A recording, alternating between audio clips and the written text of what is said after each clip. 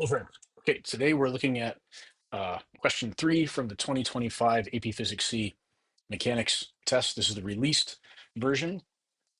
And so the question has there's a pendulum and it's got this box on it, this, open, what do they call it? A box, yeah. And so then there's a block inside. So the pendulum swings and then it hits a stopper and the box, the block slides out of the box. And so they tell us that we have a meter stick and we have a motion sensor, and we have to design an experiment using this equipment to find the value of G, acceleration due to gravity, on the surface of the Earth. Okay, so when I was an AP physics reader, when I graded the AP test, it was AP Physics 1, and it was an experiment design question. And honestly, I think that question was harder than this one, but that's neither here nor there.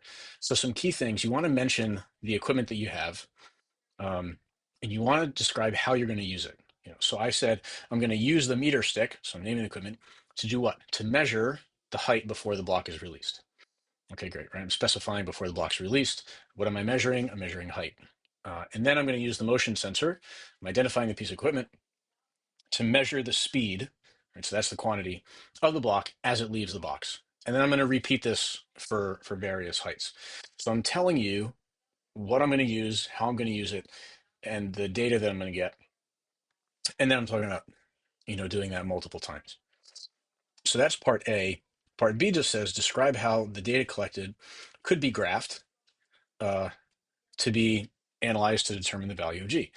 What we're usually looking for here is we're going to find the slope, that the slope of the graph is going to reveal to us G. We're going to be able to use that somehow, some like constant times the slope to give us the value of G.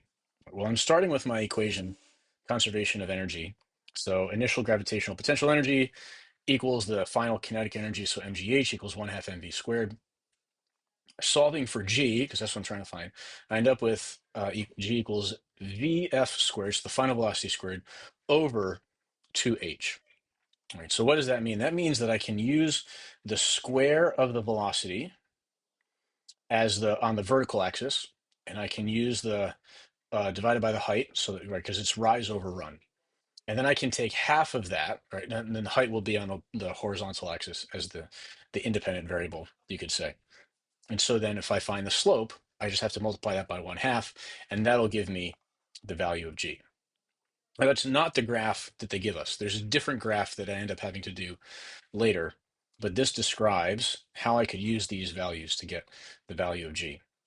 Part C asks now, we've got a new scenario, and they give us some data. In this case now, it's the block lands on a friction surface, and it comes to a stop.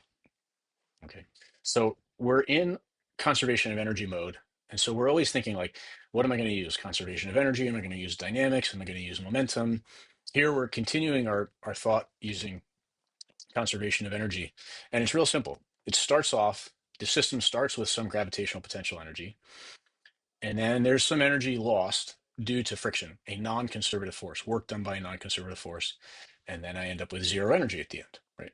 And so I put in my equations. So I set UG equal to the work done by friction. So MGH equals mu mg times X max. X max, that's what they give us, right? So we got to use it in terms of what they tell us. So when I solve for mu, I end up with H over X max. And so mu, if I put H on the vertical axis and X max on the horizontal axis, then I can find. I saw some other AP teachers, they had some different solutions, but I think that this should work, right? So that's part one of part C, just doing that.